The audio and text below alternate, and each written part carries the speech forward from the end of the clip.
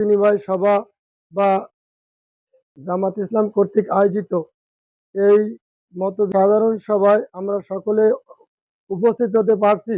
আল্লাহ পাক আমাদের তৌফিক দান করেছে, এজন্য শুকরিয়া আদায় করি আলহামদুলিল্লাহ।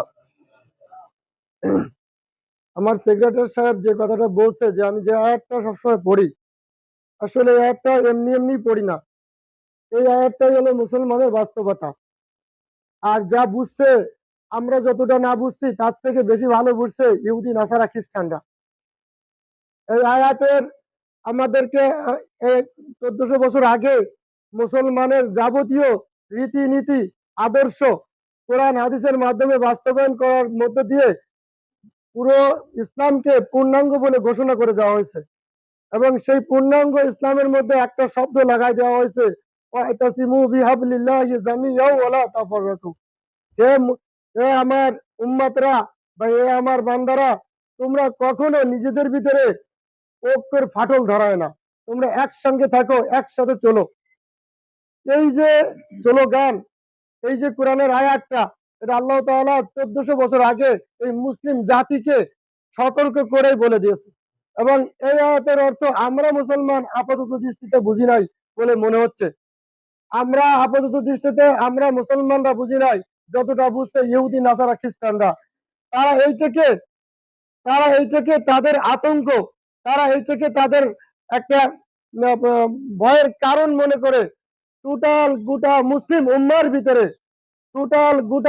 উম্মার ভিতরে বিভিন্ন ইস্যু দিয়ে মুসলমানদেরকে আজকে বিভক্ত করে রাখছে। আজকে ইস্যুর ভিতরে ইরানকে শিয়া, আমাদেরকে সৌদি আরবকে সুন্নি, এই শিয়া সুন্নি বলে সৌদি এবং ইরানের মধ্যে বড় এক বিভেদ সৃষ্টি করে রাখছে। তারপরে আফগানিস্তানের ভিতরে এরকম শিয়া সুন্নি কুদরি এরকম বিভিন্ন নাম দিয়ে তাদের ভিতরে বড় একটা ফাঁক তৈরি করে রাখছে। এরকম ভাবে সম্প্রতি সময় যে আরেকটা বড় বিভেদ বা একটা ডিভাইডেড তৈরি হয়েছে, তা হচ্ছে আমাদের এই মুসলমানের ভিতরে দ্বিতীয় বৃহত্তম একটা সমাবেশ হতো, তা হচ্ছে ইজতেমা, যেখানে দাওয়াত ও তাবলীগ গোটা বিশ্বের ভিতরে একটা প্ল্যাটফর্ম নিয়ে একসঙ্গে চলতো, যেখানে লক্ষ লক্ষ কোটি কোটি মানুষের সমাগম হতো।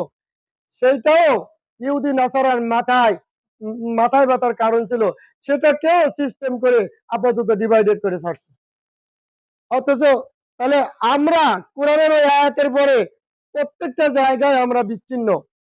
আর আমি আমার স্লোগান এটাই, মানে ওই আয়াতটাই আমার এখন সবচেয়ে আলোচনার বিষয়, যে আসেন আমাদের বাস্তব সবার এক, আমরা একই রসুলের উম্মত, একই কোরআন হাদিসের আলোকে আমাদের জীবন যাপন। আসেন মৌলিক যেহেতু আমাদের এক, তাই দেশের ভিতরে আর বিভেদ না তৈরি করে একসাথে বসে মৌলিক কাজগুলো একসঙ্গে করতে পারি কিনা। যার যে রাজনৈতিক মতাদর্শ আছে সেটা তার কাছে তারটা থাকুক, আমরা একসাথে মিলে একটা সমঝোতার মাধ্যমে আগামী দিনে বাংলাদেশ গড়তে পারি কিনা, এরকম একটা চিন্তা চেতনা নিয়ে আগামী দিন এগোতে পারি।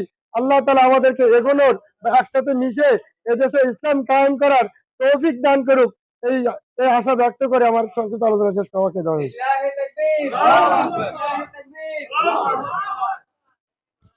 আলহামদুলিল্লাহ, অনেক গুরুত্বপূর্ণ আলোচনা শুনেছি।